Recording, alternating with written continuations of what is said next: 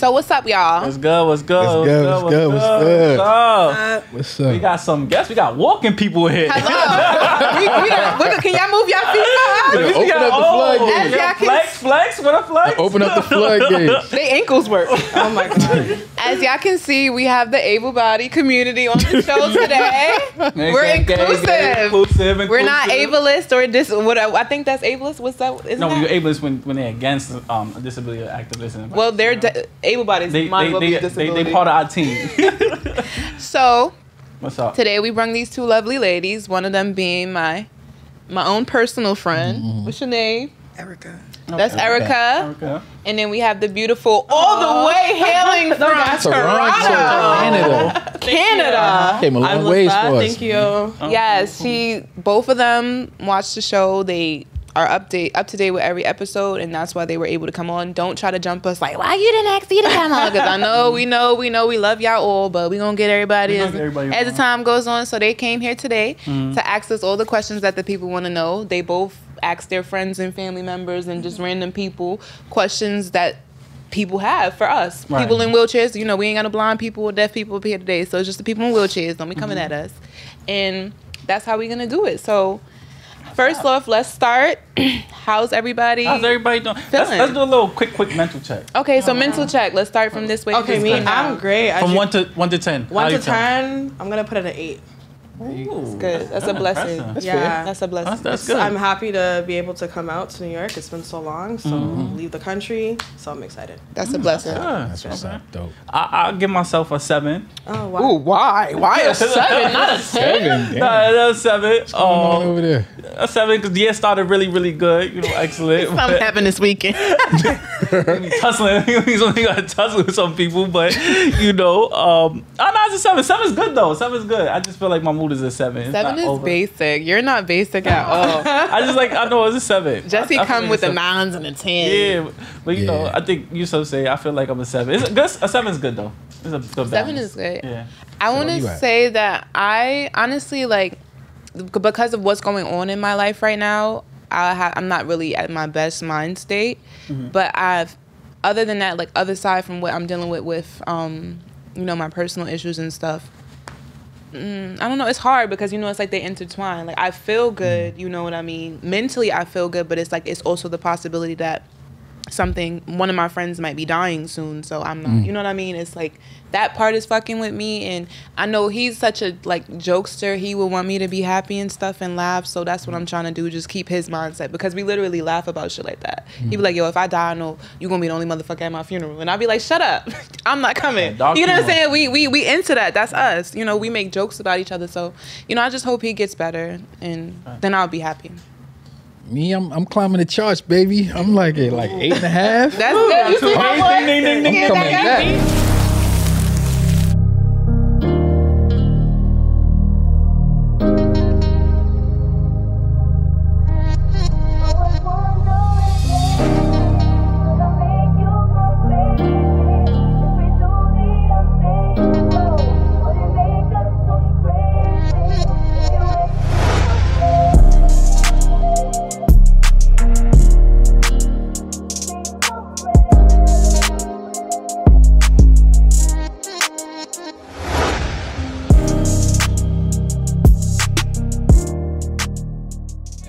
I'm coming back. Coming back, baby.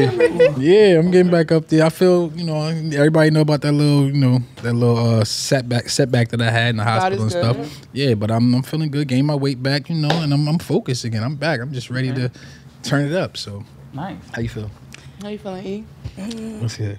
I'll probably say maybe I don't know. Just like you said, it's a lot of stuff that it's other shit going on. Yeah, so it's hard. I'll say probably a 6. Thank you for still being here with that feeling, because some people don't come when they feel down. You know what I mean? Some people sit at home and then y'all made it happen. But when I'm around people, I feel like my energy changes. These are able-bodied people. These are able-bodied people not making excuses. You other walking motherfuckers need to take note. Oh my God. Okay? They going through some shit. Let's all give a toast for being here. Thank you for coming. Everybody come it's Monday.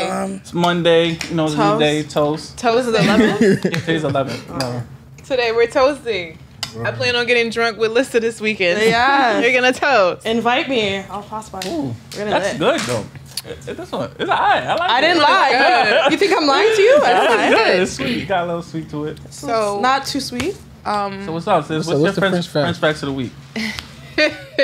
Nah, I wasn't. You got backup today too, because usually an old woman here. Now you with your brothers. Now you got backup here, so you can show out. Go ahead. No pressure. No, it's the French facts is that so many guys, they will have the girl, because it's like, I noticed that a lot of y'all like to tune in, and I have to speak on what I relate to, so that's why I speak about relationships a lot, because I'm a hopeless romantic, and I live in a world where it's like, love is not really cherished the way that I would like it to be anymore. So why is it that you niggers, and when I say niggers, the ones with the D down there, the ones that identify that, even if you identify that, cool.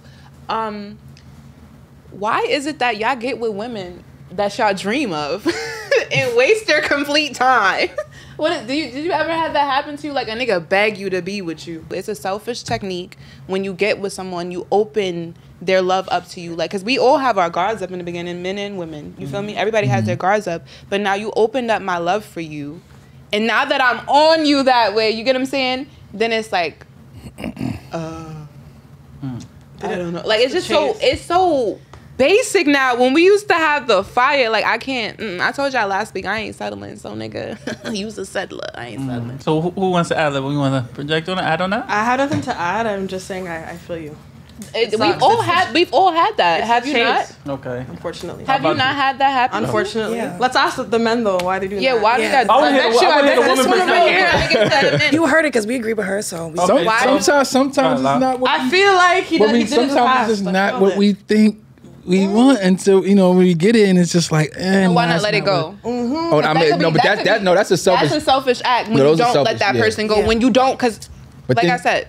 You also, as a woman, you got to understand it and be like, you got to be like, you know what? Into the woman. But no, it's not the woman, because a man will not leave a woman. Everybody says, oh, you could just leave him alone. You know what I'm saying? A nigga will not leave you alone. Yeah. Do you understand what I'm saying? It's not even on no. I'm so sorry. It's not even on no DV, no nothing like that. But I'm talking about leave somebody alone. If you know I have feelings for you and then you play with that feeling, you get what I'm saying? Because it's like, we want to get over people. We want to leave people alone. But then it's like, if you keep constantly, doing nice gestures, here, this, that, and the third, random shit, you know what I mean? Oh, I love you. You calling me when I'm drunk. You know that phone be ringing at 12 o'clock and you have the option to pick it up. I have the option. And then if I don't, my door is getting locked and I'm not that strong yet. I mean, so that's the options you got to play with, though. I'm not that strong yet. You can't be like, I want him to leave me alone, but except I didn't say I want him to leave me alone. I didn't say that. But that's toxic. I want him to just be consistent with whatever it is. If you're gonna leave me alone, no, I don't want to change him at all. If you're gonna leave me alone, leave me alone. Why do y'all do that? Well, I feel like once people get comfortable in a situation and they know they're gonna continue. They know what they have and whatever you tolerate, people stick in that. You see what I'm saying? Yeah, I know what men, especially if they get comfortable in a situation, they know they could abuse certain things. They will have somebody on the side, but if they know what's that, they can get away with it. They can get away with it. They're gonna keep doing it. So I put that on you, emphasis on you. You have to set boundaries. They always blame the women. Because it's about boundaries. Nah, it's about boundaries. If you set the boundaries, you allow somebody whatever they to do, whatever they're capable to do to you. But if I know you're comfortable for me violating, and I could do all that checkups and all that stuff, I'm gonna continue. You're gonna keep doing it. That's because that's how people are. That's how people are. It's not only men. Women are like that too, though. Women are the same. There's no reason. It's just it's just because it's like I can have it. I'm gonna get it when I want it. I'm gonna flip it on the woman's side. A woman could be done with a dude, but she can call him every time of the day because she loves to put him in that friend zone. Women love to do that too. Like it could be 2 o'clock in the morning. She have no care in the world for him and stuff like that. But she'll call him because she know that the person will pick up. You know he will pick up. That's true. So it's the same thing. Everybody's doing something. But what happens is people get comfortable, and I feel like it all comes down to spicing stuff back up. You know what I'm saying? Get back where when y'all first fell in love, when y'all first. We ain't had no kids. Yeah, but things change. You know what I'm saying? You get older. Some people outgrow each other, but you know what I'm saying? At the end of the day, and that's cool. If we outgrow each other, that's cool. The way I operate and the way I work, I always plan my life on having a kid with one person. You know what I mean? Like having my family that one way, and then it's like, okay, it didn't work out that way. Move forward, move on. Right. Cool. I still want a respectful relationship with my child's you know, the person that you have to co-parent with, you want it to be respectful, but everybody doesn't operate in the same, you know what I'm saying? Like, even if I'm ready to do that and I can co-parent efficiently, everybody doesn't do that, because now I'm with my child most of the time, so whoever I date has to be around my child. We have our lovely guests here, so they came to ask questions about, you know, our lives, and I feel like this is going to be an interesting perspective, because this is our first time we have able-bodied on our And we don't know what question. We don't know what question. Yeah. A lot of people asked to come on, so I feel like this is a good perspective. So who want to spark it off? But then that's not true, because we've had able-bodies, but there's different disabilities. Yeah, That's it. We had limb difference, and we had the schizo. Yeah. So are we the first without like you're the first without visible because this bitch a nut. And I'm pretty sure if you follow me on Instagram, you might be a nut too. So yeah, definitely a nut. I don't know which one. We got the Nutty Professor. Start with Erica. She has the book. Erica got the book out. Let's get crazy slow something. I have them on my phone. I'm gonna start it off light. Okay. So I just asked a bunch of different people random questions. They're all random. If you want to wait before. You guys, if y'all want to plead the fifth or whatever, just pick up your glass and you're going to have to drink. Yes, you're going to have to drink. You're going to have to either drink or, you know what I'm saying? And I'm not talking, because this is wine, so you're going to have to drink. You ain't going to be shot. Drink, nigga. Okay. All right, so. Truth or drink? This is a very, does it bother you, or does it bother you if a person like consistently always asking, do you need help? Like always, or do you think it's really helpful? Like, what do you prefer for someone to consistently ask you, do you need help, or for you to just be like, you know, chill? Take that one. That's interesting. That's a good question. Yeah, that's a good question. That's a good one. I looked at her book because sometimes people feel very uncomfortable. I mean, yeah, you get different types of people with disabilities. Like I know myself, us three up here, we're really like self-sufficient to the point we do a lot on our own to where, but we're also humble enough that we can accept help. So you get some people that are like really, really needy, and like, you know, they kind of like thrive off of the help. I know what I'm saying. Like, you know what I mean? I've had that experience. And then you also got the types that are like, nah, I don't want no help. They try that they have something to prove.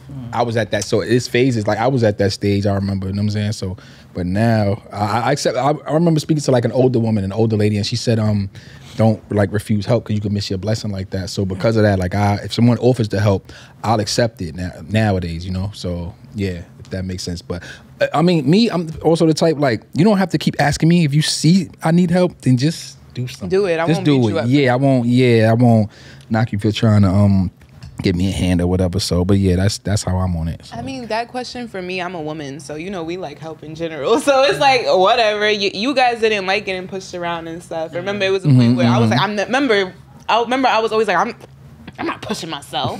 The fuck is this? I might break a nail. And then I don't know. I think it's helpful when people are genuinely trying to be helpful, but there's different types of help. It's people that'll do it just because they feel like you need it, and that's what bothers me. Like, if you feel like I need you, then I don't want you helping me, because I'm going to show you I will do this shit by myself. But if you're doing it because you see, like, okay, I just want to help someone, that's cool. But if you're going to go back and be like, I helped Frenchie today do this, I don't want you helping me. Just do it because you want to. Don't record. Like, it's like the people that record what they do for people. Yeah, because we can tell. We can feel when it's genuine and when it comes from a sincere place. You can feel that energy, like, and we will treat you accordingly. Well, for me, it depends on like the mood, how I'm feeling today. Because sometimes, like you, I'm saying, I'm very self-sufficient. So if I feel like I need help, I think it's just like a pride thing. I don't give a fuck. At first, when I first got in the job, I'm like, yo, I don't need no help. This and that. Prove it to the world. I don't need nobody. But then it's like, as you get older, you're like, yo, listen, I gotta get up the curb. Somebody right there, you pop me up. You know, it is what it is. I'm getting out the car. That's a lot of times I get. So when I'm getting out the car, some people look, and sometimes most of the time I got it. I'm very independent. Most of the time I got it. I'm like, yo, no, I got it. This, that, third. But if it's late night, 2:00 in the morning, and I guess I really need help, and somebody's there and say, and I see, they genuine with it, I'll say, okay. Nigga said, helping me is helping you first. You're doing yourself this favor, okay? Because God is going to look after you for looking after me, because I am God's child and He loved me, okay? But these are men, so they've been just prideful in themselves. When I'm they was independent. Yeah, that's how it started. I'm like, oh, y'all niggas don't get pushed. I remember when I first got no handlebars. My friends go for real. That's when I knew something was wrong with them. Yeah, I don't want nobody pushing me around. So I took the handlebars. When I first came out of the hospital, I told my kid's mom, I said, don't even help me. Don't help me do anything unless you see me fall out of the chair. If you see me fall out of the chair and I'm like screaming on the floor and I need help, that's the only time to help. Other than that, I said, let me at least try. I need to at least try because I seen a lot of guys that don't even like try. Right. They just like, they just kind of gave up. So I'm on it like that. So yeah. Okay. So, my question would be, do you guys feel different from, I guess, other disabled people because you weren't born disabled? I know you guys talked about it before. That's a good question. But it's been on my mind. Honestly, I wanted to ask this question for a while. That's a really good question. Yeah, do you guys feel that way? I asked that question. I'm going to answer it. So, yeah, I do feel a lot different because I had the aspect, or I had the perspective of living on my own and just living with my legs and with no disability for 18 years, right? So I seen that perspective. I seen how the world looked at me that way, right? But then, becoming, disabled, then I seen for 10 years, it's about to be 10 years, I seen that perspective and it's totally different. Yeah. So for somebody that was born like that, if that's all they knew or that's all they known, I can see how it's a lot different because that's, they don't know how it feels to be an able-bodied person walking around doing football, basketball, such and such. I can see it's like a major difference, and I can see, somehow some people could feel away like if you can't miss something that you never had, right? Yeah. Mm-hmm. I think that as far as not being born like this was one of the hardest things I feel like for all of us to cope with because we're not, like when you're not, you know what I mean? So like you said, it's easier for them that is born like that because that's all they knew. But we knew what the fuck it was like to just get up and go. And that feeling, you miss it. So it's really different. And sometimes people that I can't relate with people that were born that way because they don't relate with me because they just feel like, oh, well, this is nothing. You know what I mean? This is their life. That's all they know. But I don't know that. Yeah. I know what it's like to get up and go. I know what it's like to walk upstairs. You know what I mean? So it's hard. It is hard to relate sometimes. And then a lot of people look at us like, they don't even look at us as disabled. Like the disabled community doesn't really identify the three of us as disabled. It looks like we're like the people that just come, like the people that just come around making money off of people. Yeah, but that's what it's kind of beef in the community. It's a little bit. It's beef. Yeah, because of it. Can I ask a little follow-up question? So do you guys think it also depends on like how injured you guys are? Because you guys are pretty much self-sufficient, as you said. So not even. Cause but like let's say you were injured, but you couldn't do more. No, but I know quadriplegics that are really like. They do them. You feel me? They really lit because it's a mindset. Okay. Like they know who they are, so they're not gonna let someone come in and be like, oh, treat them like they crippled. Because it's like, nigga, I wasn't born this way, and the only thing crippled about you is a crippled mindset. That's the only thing that could cripple a person. And there's so many able-bodied people walking around with that, and that's why they look at us as if we should feel sorry for ourselves. But really, I feel sorry for you. Because if you look at anybody as if they're less than because of something that they don't have that you have, then you are the problem. Yeah. That's a fact. And that's when the people with disabilities, that's when it is beef. That's when the beef come from. That's where the beef come from. It's from the mindset. Like a lot of people with disabilities, like some of the people that are born, they just look at us like, I don't know. I don't even know how to say look at us but everybody's not going to soak and feel sorry for themselves. Not everyone. But they get mad at us because of that. You understand what I'm saying? Like, there's some people that literally, they will get... I've had people get mad at me because I didn't let the bus driver put my hook... You know what I mean? Like, certain shit that I know how to do, other people will get mad at me because I'm doing it. Yeah. It really depends on the person. So, what's the next question? The next question is so random, but... It's just, this is something I really wonder this. Like, when you meet somebody that's able-bodied, and because in your podcast, you guys were talking about how you prefer to be with or to be not with a disabled person. So I was just wondering, don't emphasize the last part. They gonna kill us. Don't make a nervous. Go ahead.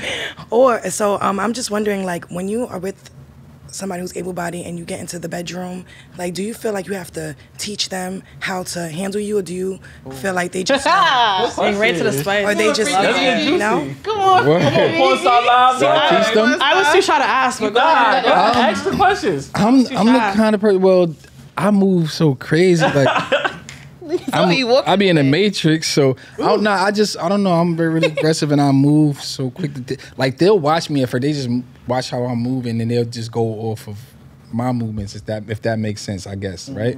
So yeah, that's pretty much a bum. But I feel like you do have to teach them certain, because like they'll like say if she straddles me or something, like I'll let her know, like, okay, not that way, because it might be too rough. I'm like, my legs don't have much weight on them, so I have to like tell her a certain way, like, okay, not that way, but this way. You get what I'm saying? Like, so yeah, it takes time, and you gotta show them how to. So yeah, that makes sense. Well, bad, Frank. Oh no, you go.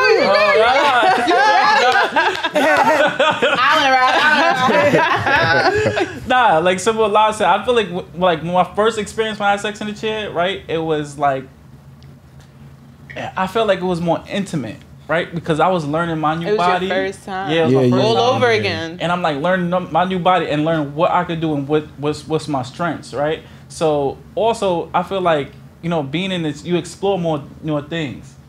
So you explore more different ways rather than when I was on my feet. It's just that's you know what I'm saying? Like like you know what I mean? But now it's like you figure out you explore the woman's body, and oftentimes when I my partners that I had sex with, and I always ask, they always curious. And they was like, it shocked them when we had sex after, because they didn't know. They didn't know. First, they didn't know I could have sex and stuff like that. And then they was like, yo, that's pretty good. Yeah, it shocked me and shit like that. Because, at the end of the day, I speak for man's perspective, we still men and stuff. So we still, have the aggressive tendencies and stuff like that. And we extra strong, too, in certain positions. You know what I mean? We're Somebody asked that question because they want to see if you're going to have to teach them something. One of y'all. Okay. Let's start live. Go ahead. I'm good. Me, I just feel like I don't know. Guys are the guy. Guys are. I get with alpha niggas. You know what I mean? So they're the ones that take control. So it's like they see my little skinny ass and they just want to do everything. And I be having to tell them like, that's cool. It's good. We okay with it? We good, because I'm not like some. I've had guys that be like, I don't want to hurt you. I don't want to break. Like, nigga, you ain't gonna hurt me with that. Break my leg. Break my leg. No, I've had those type of women but too, though. Niggas with the little ticks, I don't want to hurt you, nigga. If you don't get that little shrimpy out of here, you ain't hurting nobody but your feelings and your own damn pride. You ain't hurting nobody. Yeah, I've had those type of women too, but I'll be on some. Now I be telling nigga, throw my shits in a pretzel. That's it. Period. That's why you have a son, eh? Yeah, that's exactly how he came out too in a pretzel. I was in labor like this. Hold on. Oh wait, listen to him. Listen. Oh, okay. Okay, so this is a good follow-up question. What's up? Let me see. Damn, have you ever entertained anyone in your DMs that DM'd you because of the show? Like, have you ever flirted with anybody or took anyone serious or no? No? Yeah! Ooh, she went for the throat. Okay, Spicy. so it was a guest that we had on here, and he wanted to do some things. Oh, okay. He still could get it, but come on, wow. I'm still trying to figure out my relationship status. So you haven't, or you're just been like flirting? I flirt with him. Okay. We flirt. Your question. I'm gonna ask who the guest is offline. No? I got you. I'm gonna text you. Don't worry. And you saying off the podcast also, like people just watching the podcast and just being on DMs? Okay, maybe we can just widen it. Like, have you anybody in your DMs that watched the podcast? Just because like you guys been growing. Mm-hmm. Go ahead, live. I want to hear from live though. Come on, DMs. Everybody get DM. Yeah, DMs lit. DMs crazy. So yeah. My DM just caught a body, nigga. But your DMs being lit doesn't mean you entertain anybody. So that's not the question. That means he entertaining them. Yeah, I mean, they're like, it's a lot going on in my deal. So, but I don't know. I'm trying to just keep it at. Are you guys single? Who? Oh, y'all? Are you single? Oh, yeah, I'm single. I'm single. So yeah. Like situationship. Oh, my boy in a situationship. Yeah. You done show Instagram what you do on V-Day. Rachel gonna be again. Wow. What's the next question? I'm gonna sit. Shout out to friends. Next question is, someone asked this, so I'm gonna ask it. What's up? Oh, girl. They want to know. Oh, you want to refill? Go ahead. They want to know, do you like, what position do you feel most comfortable in a car? Like, what? In a car? In a car? Yeah, in a car. Someone said like in a car. Car sex? In a car car. sex? Oh, I'll be Like car violent. sex. Oh my god! All right. Like they want to know, like, have you had car sex? And if you do, like, what do you do to? I probably got pregnant in a car. Yeah, I probably not with Poopy, but somebody else. No, I'm playing.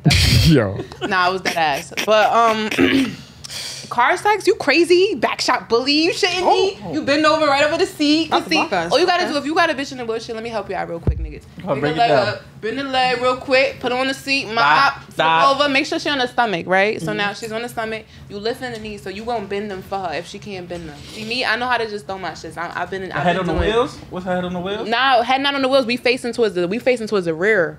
You feel me? Ass is going towards the steering wheel. We facing towards the rear, and we in the passenger seat because you could put the seat all the way back. We in the passenger seat because we could put the seat all the way back. So I like the back shots, just you leaning over the chair and then the nigga just behind you, but he gotta really put his leg up. You know, he got the leg up, one arm in the middle, hand on the front. Wow. Yeah, that shit right there. That's crazy. That shit right there. My car sex is lit. I had car sex before. Jesse got the car, so. Yeah, bitches ride y'all, right? Yeah, just rob me. That's it. Right. Yeah. I wanna ride. I drive and shit. You know, I did that shit. I had the girl. Oh, you was driving while the bitch was riding? Yeah. But it was late night. I can't. Oh, you gonna get me in trouble. I'm gonna get in trouble. You know, late night in the Bronx and shit, but it was in the Bronx. In the Bronx. You was really riding dirty. In the Bronx, real dirty. Real dirty. You know, it was fun times back in my younger days. You know, I'm not younger days. Yeah, you're acting like you're old. Cause I like. He's not a car sex guy. Yeah, I like going all out. So you don't feel like the car gives I like. I want the bed because I like body slamming. I need to. Whoa. I need to do everything. So there's a follow up question. Like if I could ask real quick. So since you said that, is that the only place you prefer to, like, you only want to have it in the bed? I like. You wouldn't want to have it outside. Anything I like else? like adventurous, couches, stuff like that. I like also like vacation type stuff like that. But car is just too smushed. It's just He's too. a classic man. Yeah, I like to do bed couches, stuff like that. Like Jesse said balconies. Balconies, stuff like that. Okay. I even in my chair, like I like my chair, stuff like that. And she said, I can even go in my chair. Give it to her, but like, please, something like that. the car is just too tight. It just be too tight for me. I don't want to have fun. It's not comfortable for me. So it might be easier for Frenchie because she's the one. But it was just more of a fun thing. I did it because it was fun. Honestly, it's easier for me to have sex because I'm the girl. So guys do all. You know what I mean? Y'all gotta gotta do all that extra shit. I don't gotta do nothing but later if I wanted to. But I don't do that. I do extra things. But yeah, that's the car. Okay. What's your next question? I'm going to switch the gear a little bit. So Frenchie is going to be doing my makeup soon. And when I told a couple people, they're like, how can she do makeup? So I wanted to know, how's your process? Because like they were really like asking me. And I'm like, she could do it and she has access. But fuck, nigga, my arms work. Don't ask me. See, it's a such thing as a stupid question. Because when people ask that, it's like, you're sitting down when you're getting your makeup done, right? Yeah, because I explained it to whenever you get your makeup done. I'm sitting, yeah. No, let me hop. Whenever you get your makeup done, you sit down. Because I had to experience this in hair school, and this shit really broke my heart. Because people would come in, and then they see you in the wheelchair, and then they just like... Because we have to practice on real people in hair school. So they'll see you come in, they're like... This old lady one day, she came in, and she was like... You're gonna do my hair? And she's an old white lady too, so you know she was back in the slave days too. I don't know if she's still stuck there. So she's like, you're gonna do my hair? She's like, what happened to you? That's exactly how she asked. Oh, wow. And then I was like, you know, I got shot or whatever. She's like, oh, that's terrible. She's like, the way. So you're gonna. I would have been like. She's like, no. Let me tell you what happened. She's like, oh, it's the blind leading the blind. And when she said that, you know, I'm business. I'm professional because I'm gonna have to do this. This is me. This is how I graduate. Gotta get my points, whatever the case may be. So I'm still gonna do it here. So as I'm blow drying the bitch head, she's like, oh, it's too hot. So I turned the shit up hotter. And then that's when my teacher was like, oh, she's complaining too much. And I was like, okay, cool. But just basically to answer that question, that's a stupid question. I agree. If our hands work and stuff like that, then that's how I do it. My hands work. No, I definitely said that it's not hard. That's a good question. No, but that's a good question. It's a good question because these are the things that we need to answer so y'all can see like there is a such thing as a stupid question. People are scared to ask these questions. Yeah, and book me, period. It was just weird because I'm like, I never even thought about it. I'm like, oh, Frenchie, I need someone who does makeup, Frenchie, I hit her up I've done this girl here 1,000 times. And I'm like, I didn't think about it. We sit there and that's it. She dyes my hair. I seen a guy in a wheelchair cutting hair. He worked. For me, like, I didn't guess it. I was like, all right, let's go. I see people paint with their mouths. I know anything is possible. There is someone disabled, not dead. Like, what the hell? What's your next question? Okay. But that is a good question. Like I said, we need questions like that so we can show you idiots that y'all idiots. Okay, so this is another question someone asked. While you're traveling, like, do you feel uncomfortable when you're like, you know, when people are always staring at outside? you? No, like when you're in the airport or where you're somewhere where it's not natural to you, like another destination, and you're in the airport and stuff. Do you feel uncomfortable? Come on, you know that answer for me. When people are, you know, always staring at you and you always make it like people always make you feel like you need help. You know what I'm saying? Because you're out publicly and because of your disability. This is the confidence that I want to sell for every little wheelchair girl growing up in a wheelchair, or somebody that just got into it, in a man or a female. When you roll anywhere, you roll into that room as if you the motherfucker that owned that room. Don't let nobody make you put your head down because you rolling somewhere with a wheelchair. We're not even gonna play like that. This happened to you. This was not your choice. God still wanted you to have your life. You are in that chair. You own it. You take your pictures. You go outside and you don't let nobody make you feel small because you are big. Period. That's it. That's my answer. And you deserve to be here. You deserve to be in the airport. You deserve to be in a club. You deserve to be anywhere. Anybody else. They're staring because of your power. Because a lot of people don't have the power that we have to sit there and roll in with confidence on top of it. They expect people to roll in meek and then not feel less than. They expect you to roll in small. They want you to have your head down. Hell no. And let them know. Sometimes, a lot of times, we be in our head too. Because when I first got in, and it's a lot of women came up to me and they was just thought I was really good looking. And they was just like, you know, talk to me. But meanwhile, they just staring at me curious and just not saying anything. You know many what I'm saying? people don't know how to approach it. They just don't know how to approach it. So, but then some women are very bold. Like, I didn't came up, so you know what I mean? It's all about, you don't know until you just ask questions also and how you ask the question to somebody. But like I said, like Frenchie said, you know, roll that confidence. Like, you deserve to be anywhere anybody else to be. Like, you know, just, you know. Don't let nobody play with you. Yeah. Okay. Good question. So I guess I'll follow up on that. How do you guys deal with like the hard days, whether it's you're physically unable to get up or maybe mentally? How do you guys deal with that? Oh yeah, I have my days. The gym, that helps me. Everybody know that helps me. Told you I also play music. What else? Sometimes I might put some TD Jakes on. You gotta know what you like. Yeah, you gotta know what you like and what the things that get you flowing and get you going and stuff like that. And for me, it's certain things, like I said, like God, you know, talking with God, gym, get some music going, and it just makes the blood flow and just get me. It just little things like that can just change my mood instantly, you know. So that's what helps me. I don't know. You just gotta find your niche. For me, I look at my baby. Like, honestly, I look at him. He's so full of life. He's so happy. Like, he doesn't know. Well, you know what I mean? He doesn't know what's really going on in the world. He doesn't know about the war, inflation, and nothing. So I look at him and I see his happiness. And I'm like, I'm in charge of this little person's life. How dare I give up? You understand what I'm saying? And before him, it was like, I wanted him. I wanted a child. You know what I mean? Like, since I was born, I wanted to be a mother. So I feel like that was my God-given call. And I feel like he's the reason why I'm able to pick myself up now. Because I've always wanted him. I prayed for him. I've seen him in my dreams, and I'm not even kidding or being dramatic. But when I look at him, I know, like, I can't give up. I'm somebody's mama. You can't be no weak bitch and be a mama. No. You ain't got the chance. What about you, Jess? Like, Frenchie always make fun of me, so I'm like, oh, you got no bad days, but when I do have my bad days... don't have no bad days, because he'll still do his hair. He'll still do his hair, still go get a smoothie. You will never know. When I do have my bad days, I'll just call it quits for that day and just take everything in and just like, all right, let me just appreciate that bad day. You know what I'm saying? Because it's so right to have it. And I don't care if I gotta stay in the crib and I just call it quit. I'm not going out. You know what I'm saying? I'm just gonna pretty much like, you know, just experience that emotion. Reset. And reset for the start for the new day. Yeah, that's what I pretty. And that's what everyone should do, right? Yeah, really? Like allow yourself to have that bad day. You know what I'm saying? Because that's a normal feeling. Yeah. You know what I mean? I think that's very normal. So that's what I do on my bad day. What's the next question, E? Okay. Let's make it good. Yes. Be the last one. Make it good. The last one. Make it good. Last question. Okay. This is something that I wonder personally. I don't know if you're spiritual people or not, like, if we speak on it. I don't know you personally, but do you feel that when you finally realized, like, that you're going to be in a wheelchair, did you think, like, is this my karma? Like, did you ever think, did I deserve this? Is this something that I deserved? And do you feel like you've, came past that yet, or do you still feel like you're fighting through it? I want to choose the order for this one. We're going to let Live go last, and either me or you could go first. I'll go first. That's a good, hell of a question. That's a fucking question. You're welcome. Wow. Ooh, all right. So I'm gonna start off with, I think this was my purpose to be in the chair. Okay. Cause how everything, happened to me, like I wasn't supposed to be here. You know what I'm saying? And that's only by God's grace that I'm here. Like, cause it was everything against me from surviving what happened to me, right? Do you feel like karma had? Yeah, I'm getting there. So I feel like, no.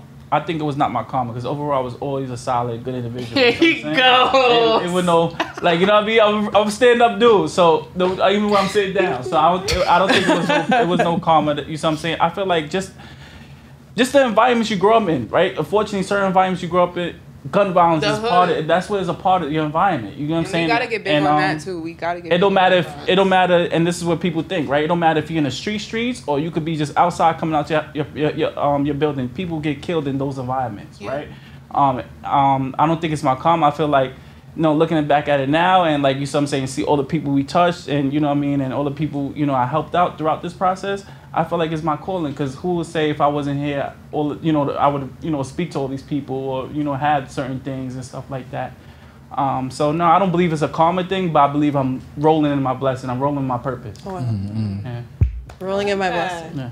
How you gonna lead up to that? Right? How do we even finish? This motherfucking remarkable. Should have made him go last. I feel like I don't think it was my karma. I was far too young. I was 15. I never, shot nobody or did nothing like that. I barely was fighting. I'm a cool motherfucker.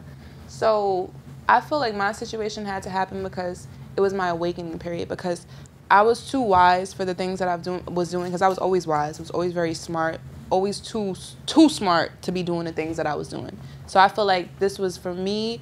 Like, you see how you said you're rolling in your purpose. I feel like it was for me to get into my purpose. Like, God had to put a barrier, you know what I'm saying, on me for me to stop before I ended up killing myself or just being some weak waste gal or some shit like that. I didn't want to be that. So now it helped me to be where I need to be, because honestly, the wheelchair has its perks too. I'm not going to lie, because we speak about the bad things that happen, but it also gets me the first one in the line. I'm the first one noticed. You understand what I'm saying? So now when it comes to things like what I've always wanted to do, I always wanted to be on TV. I never knew what I wanted to be on TV for, or whatever the case may be. But now people are playing me on the television just from doing podcasting, and I'm fucking modeling with Christian Siriano. I went to school for that. You know what I mean? Like, the shit that I dreamed of. So when people come up to me and they're so sorry for me, I tell them, don't feel sorry. God gave me a second chance. Yeah. So that's what I feel like this is. It's just my second chance to just make things right, because the path I was going with, the idiots that I was going with, I would have never been where I'm at right now. Okay. So what about you? For me, I feel like it's partly karma, and it's also just part of my calling. Like, I feel like Why say karma though? Because the karma part of it, I feel like I was deep into the streets. Like, for the people that do know me, they know, like.